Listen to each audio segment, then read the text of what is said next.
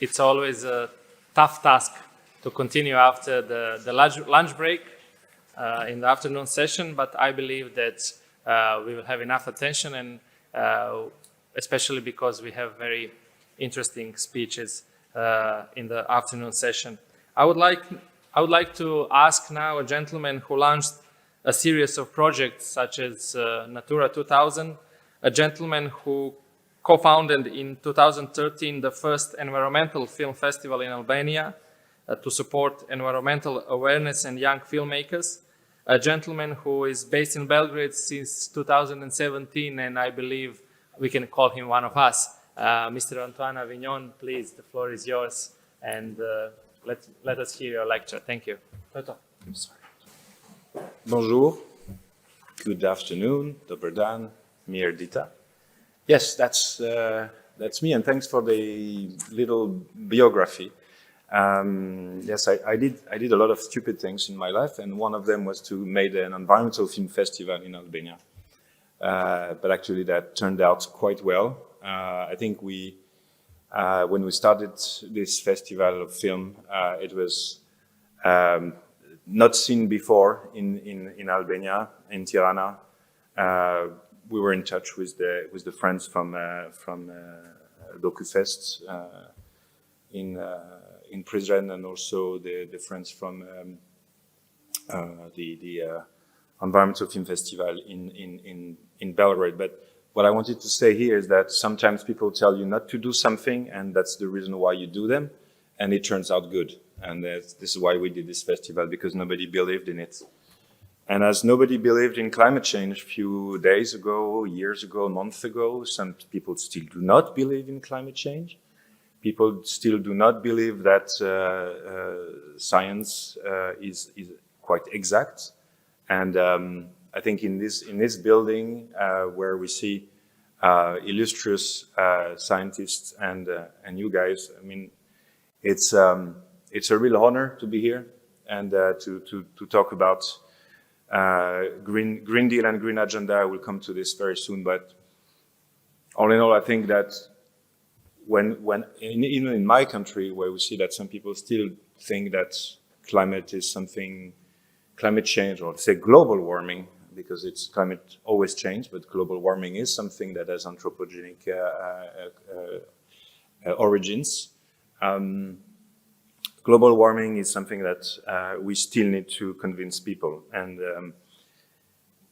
that can be done through science, through facts, and that can be done, of course, with communication. So today we have, and tomorrow and after tomorrow, you have both science and a platform to communicate and to discuss, and I think this is at most needed.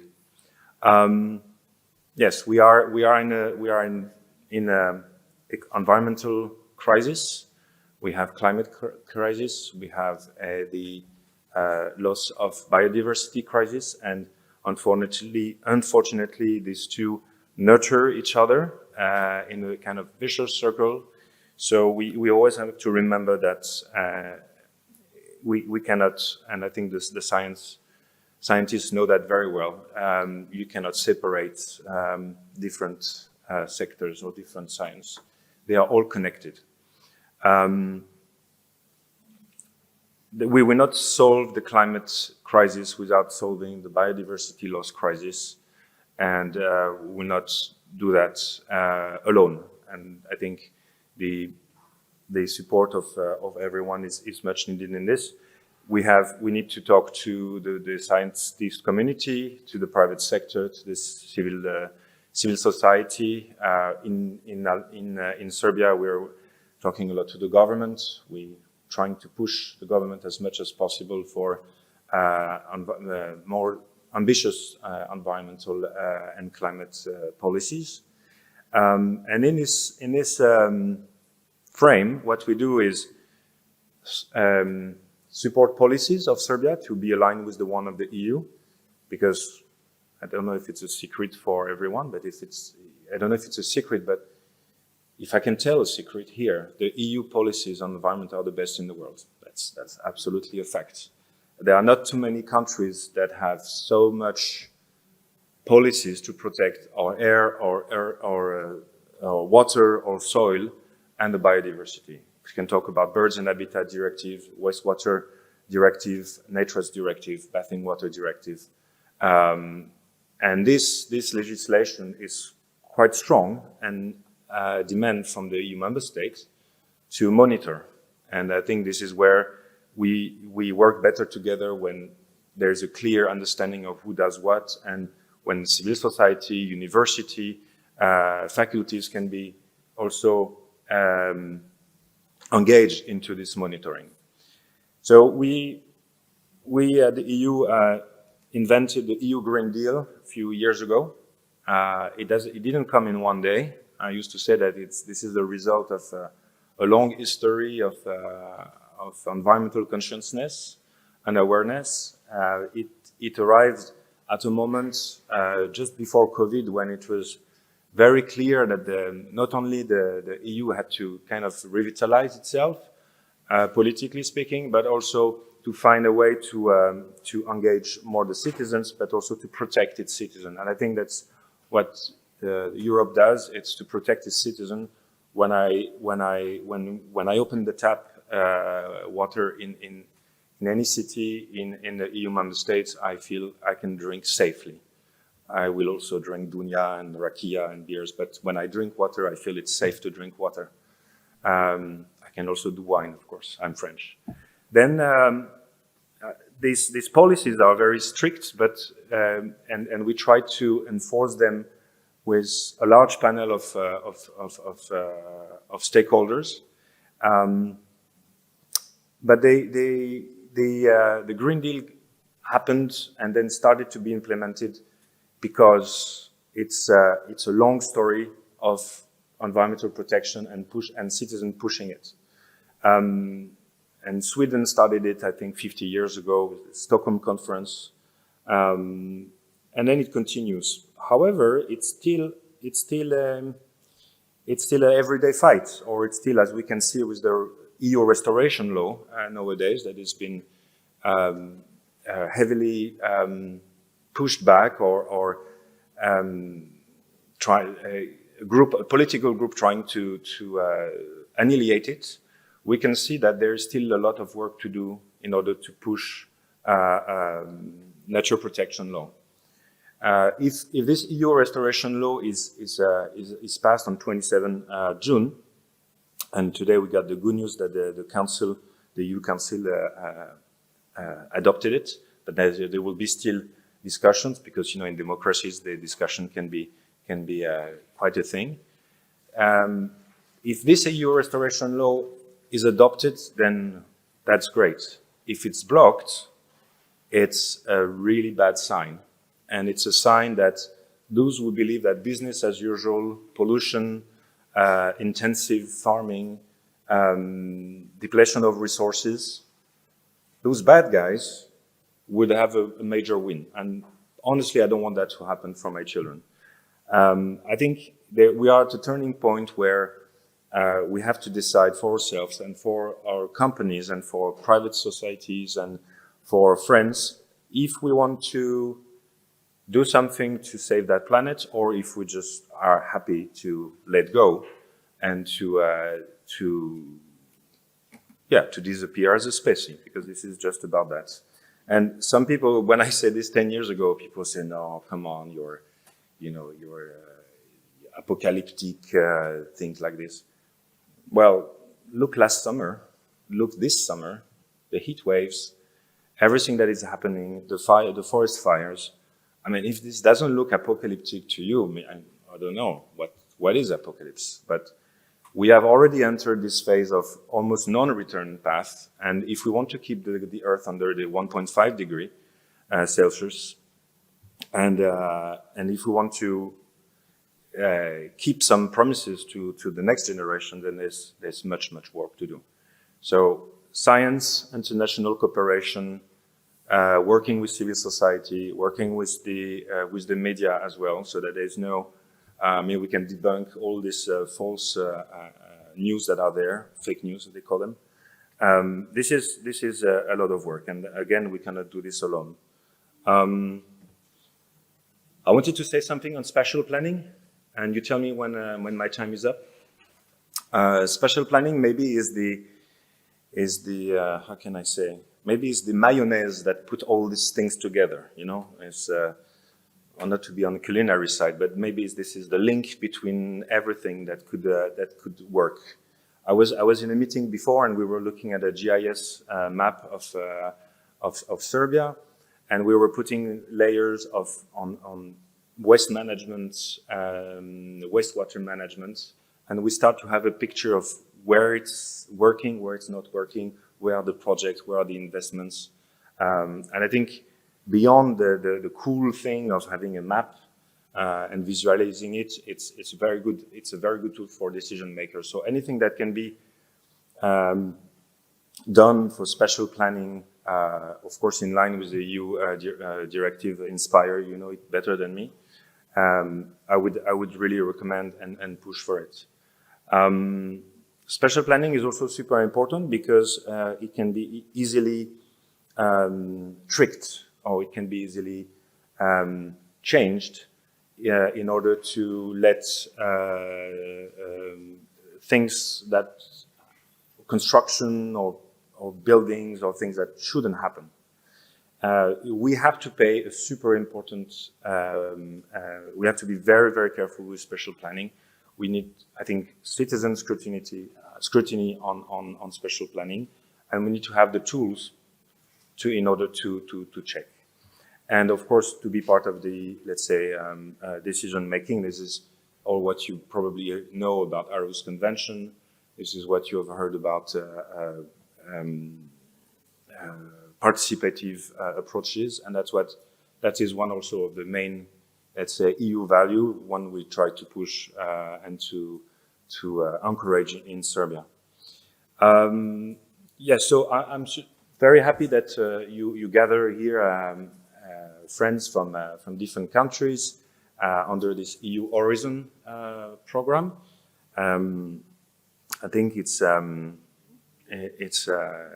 first, maybe not the first step, but it's good that to have this Green Agenda for Western Balkans has started. We have the Sofia Declaration. I think I'm looking at Radovan Nikčević, is the expert. Sofia Declaration is December 2020. 21. 6 November 2020. Thank you.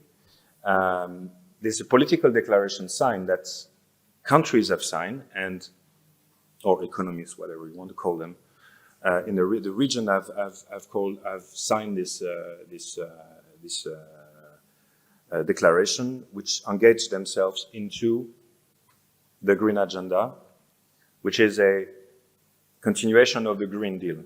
And as I tried to say before, Green Deal is a new growth strategy of the EU. And this is for the first time a core strategy for the EU to become greener, to have a smooth transition, to leave no one behind, and to make sure that circular economy, depollution is done. And the Western Balkan Green Agenda is exactly for this. How the EU helps the Western Balkan for Green Agenda tasks. Then after the Sofia Declaration, we had an action plan signed in Slovenia, in Bordeaux. It's not the place of wine. It's maybe they do wine also in Slovenia there. Yeah, it could be. We have to try that. They signed the action plan in Bordeaux in 22? 21. In 21, okay. In October 21, cool. And this is an action plan. So when countries sign an action plan, what we do, we need to monitor that the action plan is implemented. If not, it's not an action plan, it's just a plan. But if it's an action plan, we need action, and we need to check if the action has been fulfilled or not. So this is, I think, where also scientific community and can also check and can also follow that implementation of action plan. What we did in the meantime, in Serbia in particular, is to launch a project that we are implementing through UNDP, and Mr. Nikčević is the team leader. He will speak after that. I see also Anna, our colleague there, that is part of this project. We have Sweden, European Investment Bank with us in this program, and we have a package of money and expertise, and we are supporting Serbia for improving their policies in line with the Green Agenda requirements, or let's say normal requirements. You know, do you want to have your air better? Yes. Do you want to have your water safer? Yes. Do you want to give food, safe food to your children? Yes. Okay, we tick all the boxes, and this project is for improving the policies in Serbia, environmental policies. Then we have a part on supporting businesses, private and public companies, because we believe that change also comes from there. And they need innovation, they need research, they need science into their business models in order to bring solutions. We have many examples. I think there's one that I love very much is this worms that eat plastic, and so they can you can do something after that. I don't know if you eat the worms at the end of the story or not, but there are many innovations like this. You know, we can think about carbon sinks. There are air filters. There's solar panels linked with other e-mobility aspects. So innovation and research is very needed for Green Agenda. I think we will continue to talk on this also. And then the last thing we do, the third pillar of this project is scaling up. Because it's good to have a fancy, nice, little, small-scale, innovative project. But if we want to make a difference, we have to scale up. We have to make sure that it can reach more people and it can become maybe a sustainable business. And that's what we're going to do in the years to come. There is one big project we have that we're really proud of. It's called EU for Green Agenda in Serbia. And we are really looking at how to expand it and make it as useful as possible. We have many other projects at the EU supporting Serbia in a way or another towards environmental protection. I can think also of some projects we have with justice reform, you know, rule of law, how important it is to make sure that if an environmental crime or a misdemeanor is committed, then there is some follow-up. But that's a bit away from that topic here, but I think it's also very important to understand that things are connected. What I wanted to say more, I will be available here for the next hour or two, so if you have any questions, you can ask me at the end of this. I don't know, there's no my email here, but it's easy, it's antoine.avignon@eas.europa.eu. And I think overall, my years here in Serbia and before in Albania, I started to talk about the festival. There is today, more than 10 years ago, an appetite of the citizen for environmental protection. It's just the normal flow of history. And it's not a luxury to care about the quality of air or water and more. We have come a long way in my country or in other member states to understand that. Of course, it's political. Of course, it is political. You know, it's a choice. It's a political choice. And I'm not a politician, but I know that sometimes we are told that environment should be non-political. I think it's probably a mistake. I think it is political because it's a choice of citizen on what direction they want to go, and that's ultimately political. But apart that, we have the tools in the EU, and I think Serbia is starting to acquire some tools to have technical expertise, to have a financial means. There's a lot of money coming to Serbia and in the Western Balkan in general for energy efficiency, for renewables, for land restoration, for drinking water and treatment of urban wastewater. And I think if this is implemented well, the Balkans will be a much better place in terms of depollution than they were today. And of course, the private sector needs to accompany this movement with decarbonizing their business plans, decarbonizing their industrial processes. And it's a long way to go, but slowly, we're getting there. So, thanks for the invitation, and may the green force be with you. Thank you.